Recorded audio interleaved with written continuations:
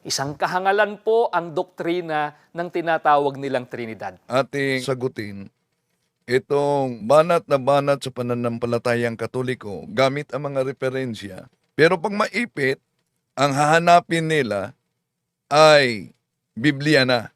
Si San Ignacio daw, ayon sa taga-revealers na iglesia ni Kristong Tatag ni Felix Manalo, ay alagad daw. Ang tanong mo, kung hindi alagad ni Juan, kaninong alagad si Ignacio? Napakadali lang ng sagot dyan. Si Ignacio ay alagad ng Diablo. Ang tanong, saang talata sa Biblia na si San Ignacio ay alagad ng Diablo? Yun ang problema.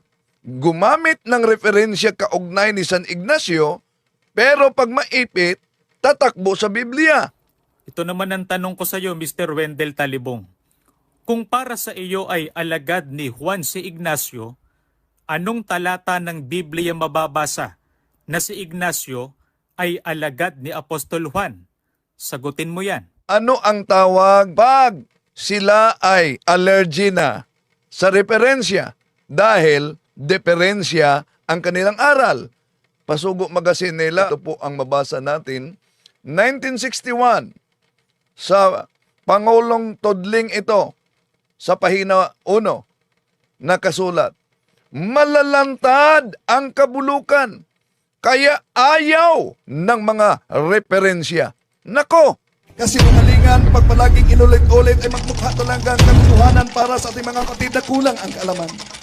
Ang pagkadaya ay maranasan sa iba't ibang paraan. Pero napakasakit pag madaya tayo sa pananampalataya dahil nanganib pati ang ating kaluluwa. Viva Cristo Rey!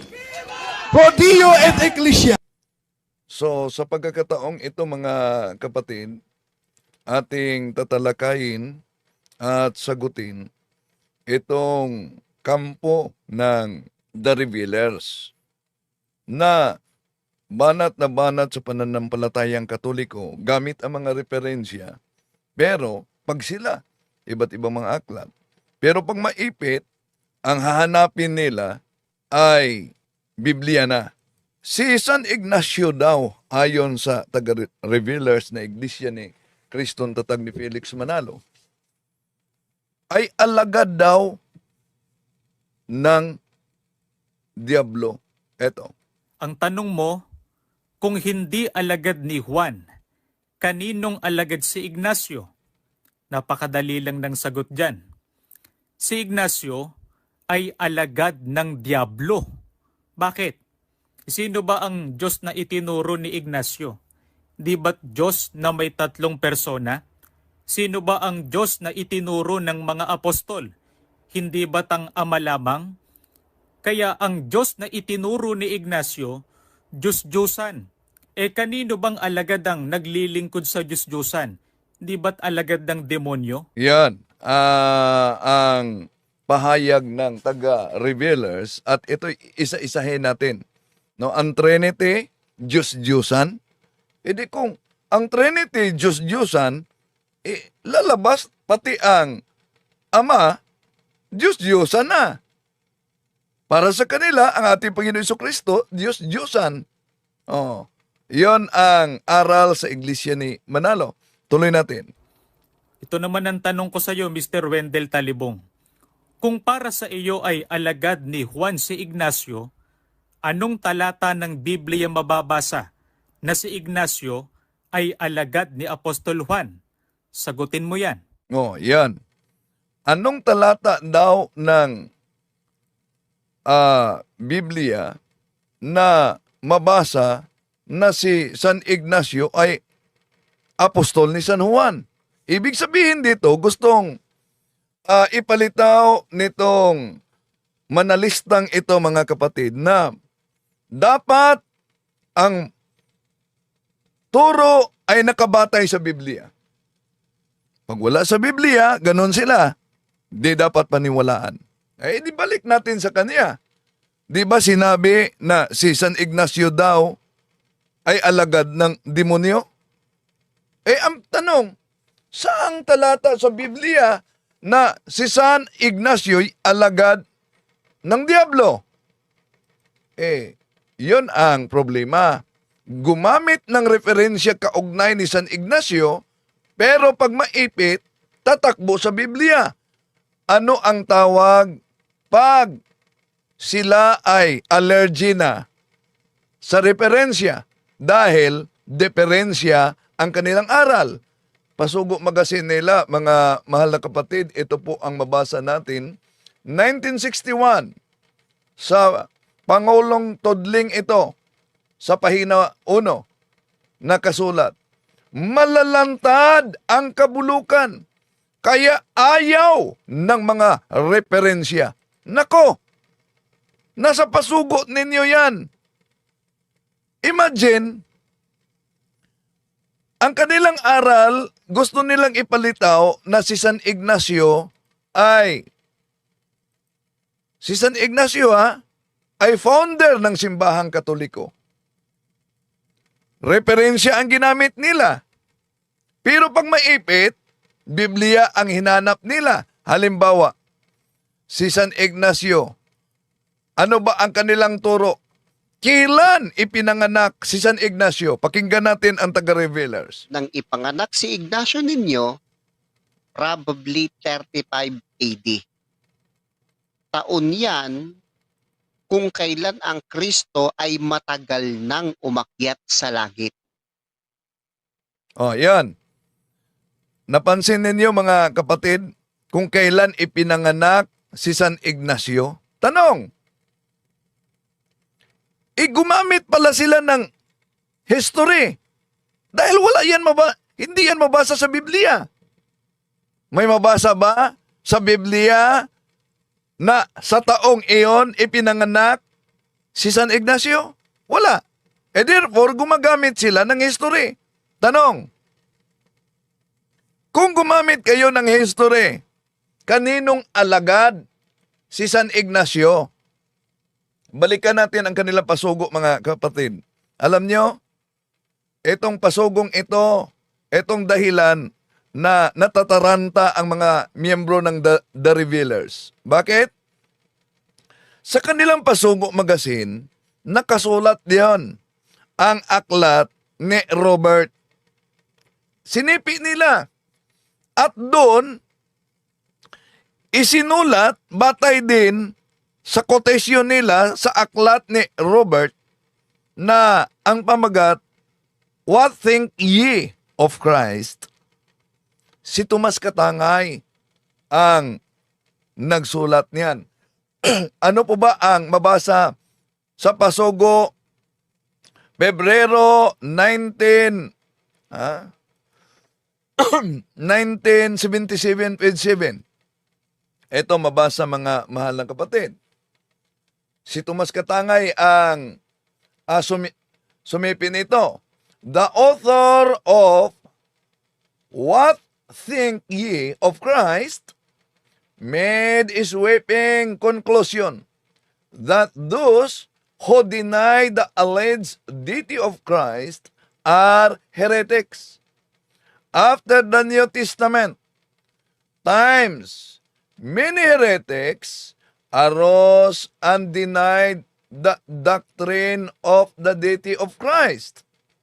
These false teachers were denounced by believers like Ignatius, 110, Anno Domini, and Polycarp, who were followers of the Apostle John. O, yan.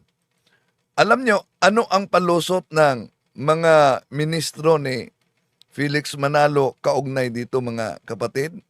O, alam nyo ba kung ano ang kanilang palusot? Ang palusot nila dito, hindi yan aming aral. Sinipi lang yan ni Tomas Katangay. At sinagot yan. Kung sinagot yan ni Tomas Katangay, asan sa Pasugo Magazine na sinabi ni Tomas Katangay na si San Ignacio ay hindi alagad ni San Juan Apostol? So dito pa lang sa kanilang pasugo mga kapatid, butata na sila. Kaya nang ating sinipi ito, natataranta na ang taga The Revealers. Bakit natataranta? Di ba, sinipi natin ang 1977. Hanapin natin yung kanilang, sandali,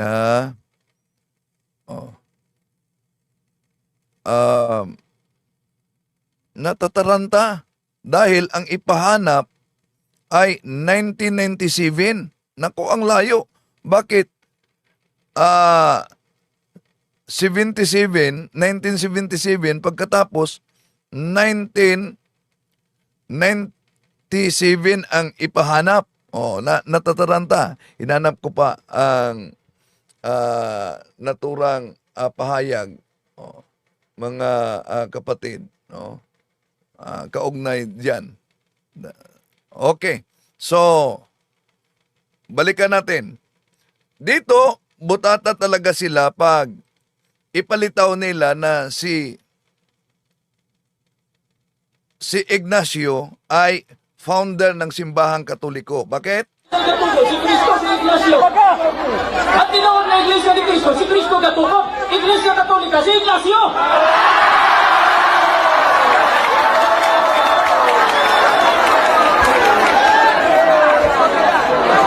Kay imo man dyong ipamugos nga si San Ignacio may nagtuko. So, diyan mga kapatid, pansinin ninyo, ang mga ministro ni Manalo, gusto nilang igiit na si San Ignacio ang nagtatag sa simbahang Katoliko. Ito ang argumento.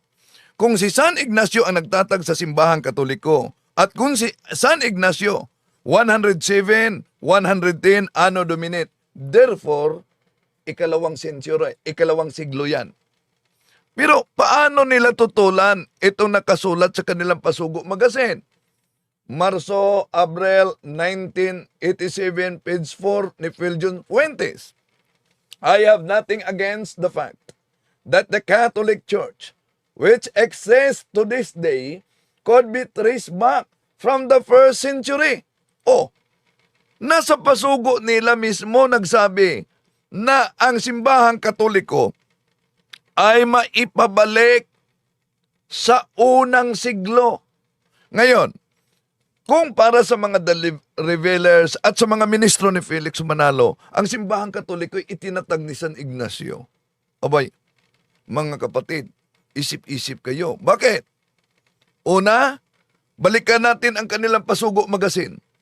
Nakasulat sa kanilang Pasugo Magazine na ang simbahang Katoliko na ngayon ay umiiral. Umiiral, hindi dahil ito'y itinatag. Asan mabasa? Balikan natin ang Marso, Abril 1987 sa pahina 4 ni Philjon Fuentes. The Catholic Church, therefore, and I strongly assert this, exists not because it was founded. Ano daw? Diba? Napakalinaw. Ang simbahang Katoliko na umiiral hindi dahil ito'y naitatag. Kaya mag-isip-isip na kayo. Batay sa Pasugo Magazine na nabasa, sino ba ang nagsabi ng katotohanan, mga kapatid? Itong ministro nila na si San Ignacio ang nagtatag o itong nasa Pasugo na ang simbahang Katoliko ay nag-exist, umiiral, hindi dahil ito'y naitatag.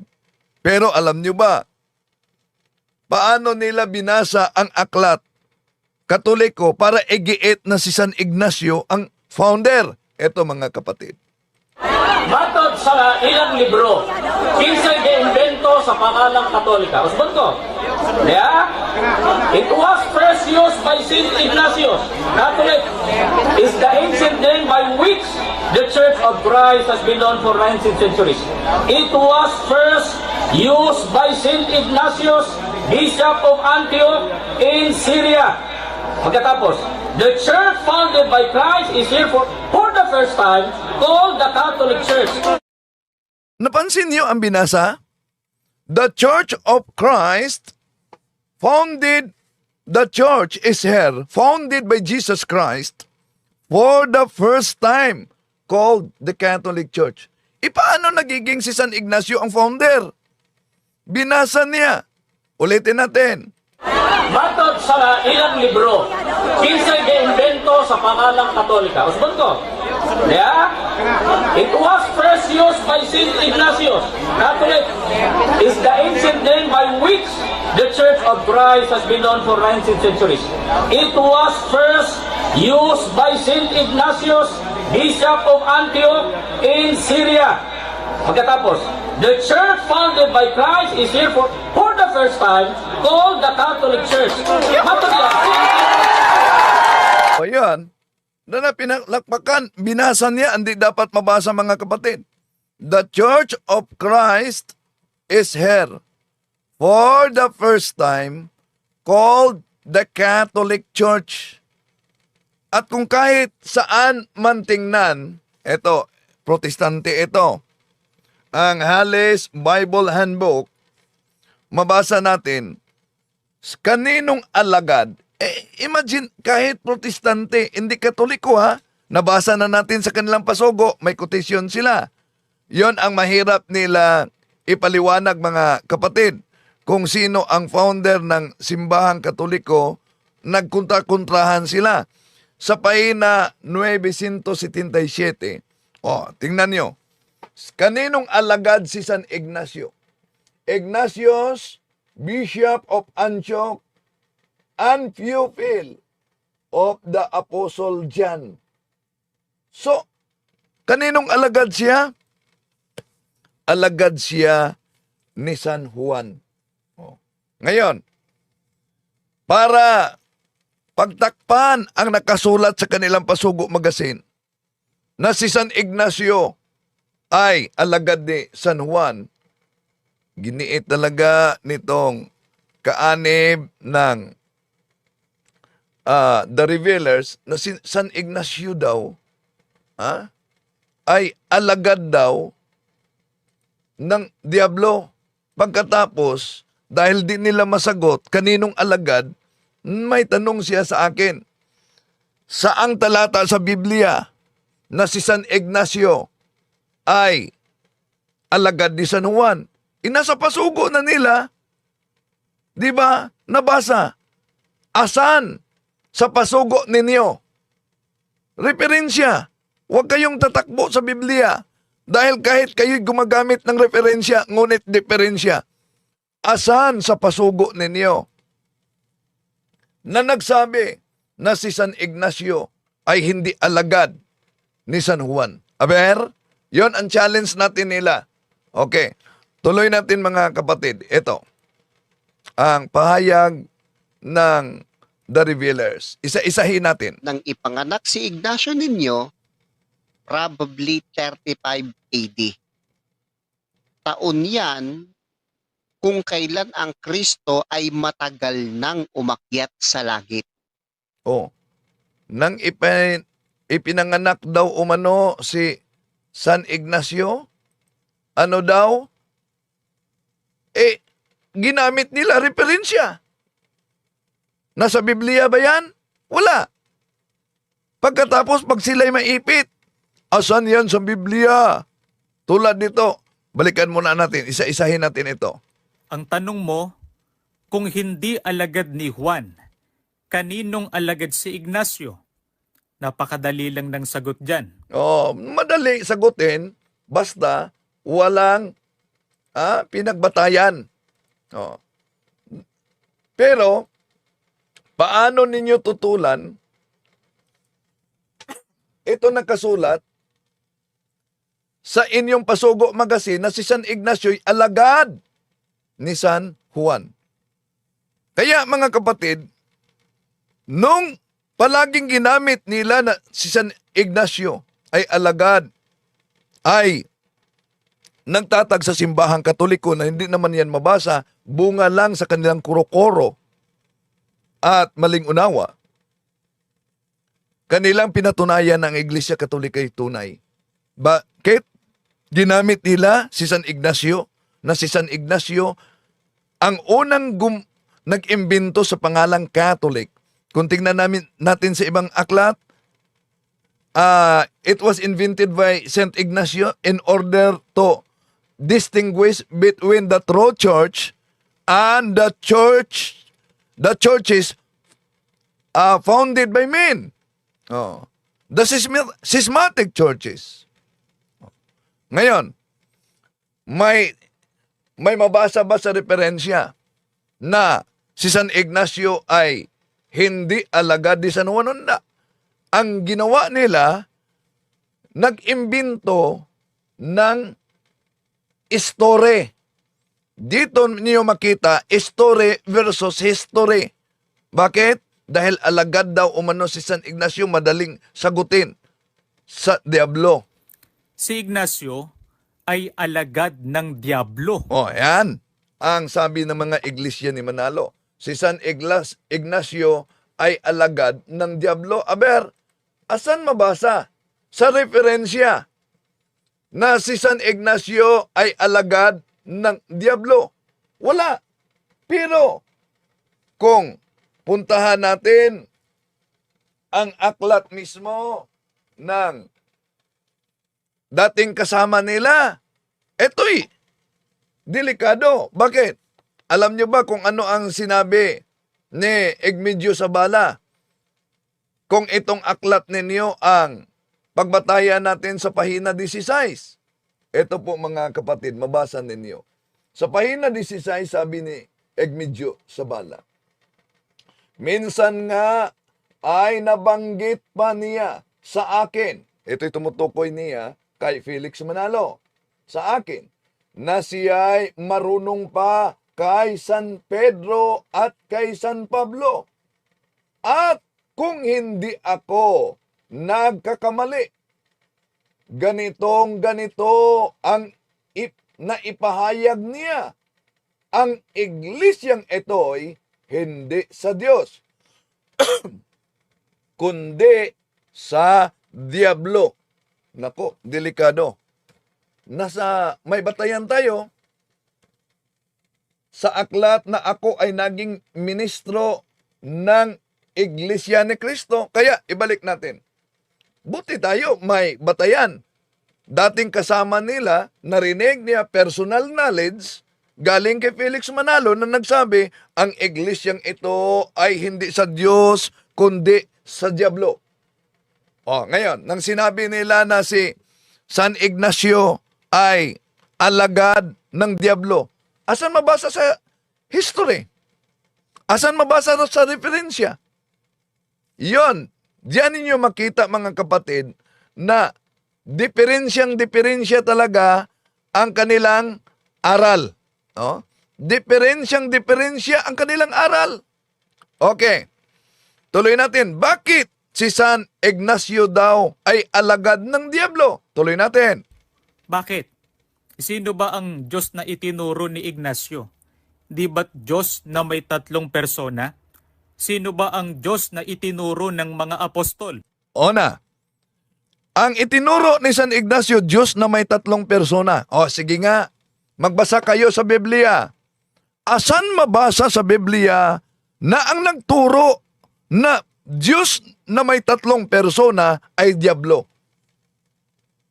Ganon mag-imbento ang mga ngaral sa iglesia ni Manalo. Ha? Tuloy natin. Hindi ba't ang Ama lamang? O, yon. Sino daw umano ang itinuturong Diyos ng mga apostol? Hindi ba ang Ama lamang? The Father alone. May mabasa ba kayo na the Father alone? Wala. Sila mismo. Dinagdagan nila. At tandaan natin mga kapatid na ang Holy Trinity na may tatlong persona, nag-exist na ito kahit sa lumang tipan. Bakit sinabi natin kahit sa lumang tipan? Basahin natin ang King James Version. Ito ang mabasa sa King James Version, Isaiah chapter 48 verse 16. Come ye near unto me. Hear ye this. I have not spoken in secret from the beginning, from the time that it was. there am I, and now the Lord God and His Spirit hath sent me. So napansin niyo ba ang talata, mga kapatid, na ginamit natin sa lumang tipan? Ha? Mapansin ninyo? Una, may mabasa tayo. There am I. Sino itong there am I? And now the Lord God, the Lord God, and His Spirit hath sent me.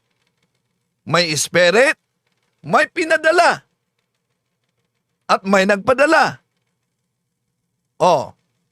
Kaya ginagamit nila palagi, mga mahal na kapatid, kahit na, dahil alam nyo naman, bawat doktrina nila may katumbas na Biblia. Ginamit nilang Amplified Bible. Tingnan natin sa Genesis chapter 1 verse 26. Ito mabasa natin. Then God said, let us, close parenthesis, Father, Son, and Holy Spirit, make man in our image according to our likeness.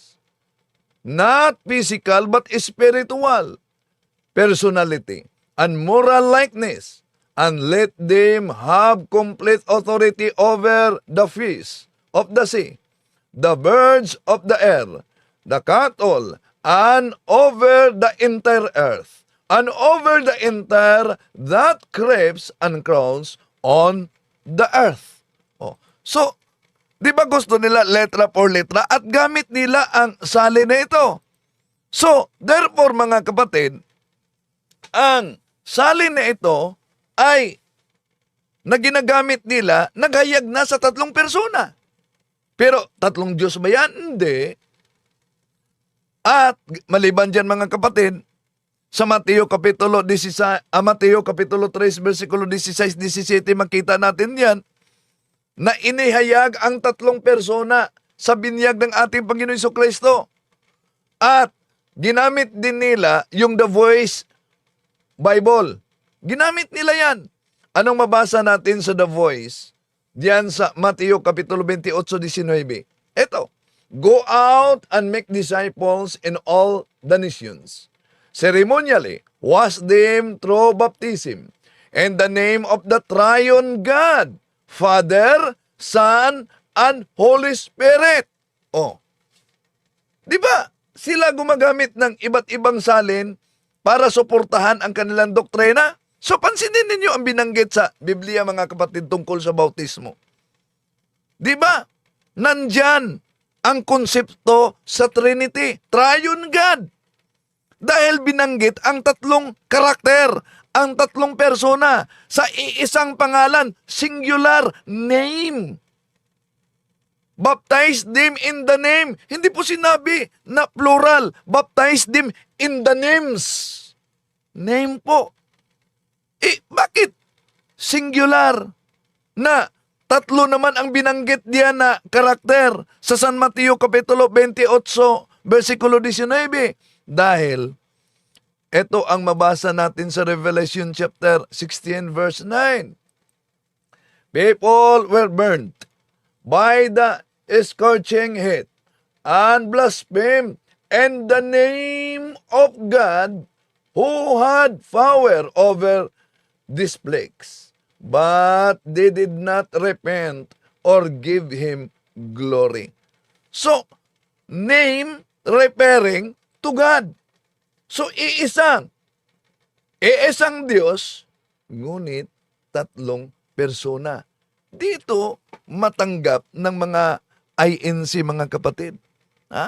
Kung paano na ang singular name na patungkol sa pangalan ng Diyos, name of God, ibig sabihin, God's name, singular name. Pero, nandyan ang 3 karakter, ang 3 persona, Ama, Anak, Espiritu Santo, Mateo 28:19, mga kapatid. So therefore, very biblical ang aral sa nag-iisang Diyos na may 3 persona na tinatawag nating Holy Trinity, mga kapatid. Ang tanong, ang Ama ba ay Diyos? Napakalinaw yan mga mahal na kapatid sa mabasa natin sa John chapter 6 verse 27. But don't be so concerned about perishable things like food. Spend your energy seeking the eternal life that the Son of Man can give you. For God the Father has given me the seal of His approval. See, ang Ama ay Diyos. Tanong, kung ang Ama ay Diyos, si Panginoong Hesus ba ay Diyos? Ginagamit din nila ito na salin. Ang salita ng buhay. Ito ang mabasa natin. Wala pang nakakita sa Diyos, Ama, kahit kailan. Subalit, ipinakilala siya sa atin ng Diyos, Anak. Di ba? Ginamit nila yan na salin. Pagkatapos, di nila paniniwalaan ang ating Panginoong Hesus ay Diyos. Maliban diyan. Ano pa na talata na nagpatunay na ang ating Panginoong Jesucristo ay Diyos? Ito, ang mabasa sa Tito Kapitulo 2, versikulo 13. Nahintayin yaong mapalad na pag-asa at ang pagpapakita ng kaluwalhatian ng ating dakilang Diyos at tagapagligtas na si Jesucristo. Ngayon, ang tanong mga kapatid, ang Ama ay Diyos. Nabasa din natin, ang Anak ay Diyos. Ang tanong, ang Espiritu Santo ba ay Diyos? Ito din ang mabasa natin sa Gawa Kapitulo 5, versikulo 3 hanggang 4. Ngunit sinabi ni Pedro, Ananias, bakit pinuspos ni Satanas ang iyong puso upang magsinungaling ka sa banal na espiritu at magsabi at magtabi ng bahagi ng halaga ng lupa para sa iyong sarili? Nang ito ay nanatili pa sa iyo, hindi ba ito ay sa iyo? Nang ito ay ipinagbili, hindi ba ito ay nasa ilalim ng iyong kapangyarihan? Bakit binalak mo ang bagay na ito sa iyong puso? Hindi ka nagsisinungaling sa mga tao, kundi sa Diyos. Napansin niyo ba ang sabi sa talata? Ang sabi diyan sa 3. Sabi diyan, ngunit sinabi ni Pedro, Ananias, bakit pinuspos ni Satanas ang iyong puso upang magsinungaling ka sa banal na espiritu? Sa huling bahagi, hindi ka nagsinungaling sa mga tao, kundi sa Diyos. Ang Ama ay Diyos. Ang Anak ay Diyos. Ang Espiritu Santo ay Diyos. Tanong, ilan ang Diyos? 3 na ba? Ito ang mabasa natin. 1 John chapter 5 verse 7. And there are 3 who give testimony in heaven, the Father, the Word, and the Holy Ghost, and these 3 are one. So malinaw mga kapatid, and these 3 are one. And these 3 are one. Hindi sinabi, and these 3 are 3. Kaya, itong 3 na persona na tinatawag, and these 3 are one, yon ang termino na tinatawag na Trinity. Mabasa ba yan? Ito, Revelation chapter 7 verse 10. And in a loud voice, they cried out, saying, Salvation belongs to our God who is seated on the throne, and the Lamb. Our salvation is the Trinity's, to give unto God the Trinity we owe our deliverance. Sino ang nagsabing hindi mabasa sa Biblia ang Trinity? Baka sabihin naman nila mga kapatid, di yan pwede. Dahil mabasa, piki yan na Biblia. tampered yan na Biblia. Nako, hinahanap nilang mabasa. Pagkatapos, pag may mabasa, abay, dahil kontra sa kanila, hindi yan pwede. Hindi yan pwede tatanggapin natin mga kapatid. Bakit? Tampered yan. At para tutulan nila, mga mahal na kapatid, palagi pa nilang ginagamit itong Discourses of the Apostles' Creed. Bakit? Ano po ba ang kanilang ginagamit dito? Imbento lang umano ang pagka-Diyos ng ating Panginoong Hesus. Ayon sa aklat na ito, ginawang Diyos at lalo na ang Espiritu Santo. Pakinggan natin. Isang kahangalan po ang doktrina ng tinatawag nilang Trinidad. So, isang kahangalan ayon sa ministro, ang doktrina na tinatawag na Trinity. Aber, asan mabasa sa Biblia na isang kahangalan ang doktrinang Trinity? Di po ba? Para sa kanila, libre silang magpahayag kung ano-ano kahit di mabasa sa Biblia. Pero pag sila'y maipit, lalo na kay San Ignacio, doon hahanap sila ng Biblia. Ngayon, binanggit ng ministrong ito na ano daw ang doktrina ng Trinity? Kahangalan po ang doktrina ng tinatawag nilang Trinidad. So, isang kahangalan daw ang doktrina na tinatawag na Trinidad. O di, asan mabasa yan sa Biblia na ang Trinidad ay isang kahangalan? Grabe ito. Tuloy natin. Ano pa po ang dapat makatawag ng pansin sa ating lahat tungkol dyan? Ano daw ang makatawag ng pansin kaugnay sa Trinity? Eto, ginagamit nila ito sa panahon pa ni Felix Manalo, mga kapatid. The Apostles' Creed by Clement H. Crack. Sa doktrina ng tinatawag po nilang Trinidad, isa pa pong aklat ang aming babasahin, pinamagatang The Discourses on the Apostles' Creed. Isinulat naman po ito ng isang nagngangalang Clement H. Crack. Ganito po ang kanyang sinasabi sa pahina 206. Kaya halimbawa, noon lamang 325 taon ng Panginoon, sa konsilyo ng Nisea, nang ipaliwanag ng Iglesia sa atin na isang tuntunin ng pananampalataya na si Jesus ay tunay na Diyos.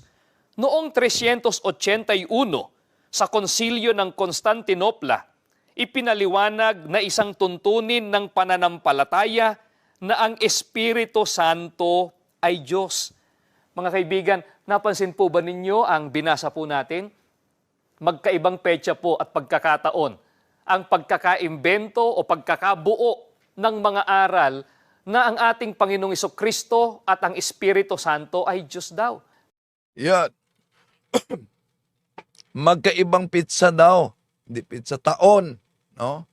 Magkaibang taon daw, mga kapatid, ang pagkabuo sa tinatawag na pagka-Diyos ng ating Panginoong Hesukristo. Okay, tingnan natin. Ito kasi ang binasa nila niya, no? Pero may pinutol diyan, mga mahal na kapatid. It was not until 325 Anno Domini at the Council of Nicaea that the Church defined for us that it was an article of faith that Jesus is truly God. And 381 at the Council of Constantinople, it was defined that it is an article of faith that the Holy Ghost is God. Asan ang salitang imbento diyan? Define ang ginagamit. Ang define, hindi yan imbento. May karugtong na iniwasan nila. Ito po, mga mahal na kapatid. There were no new doctrines.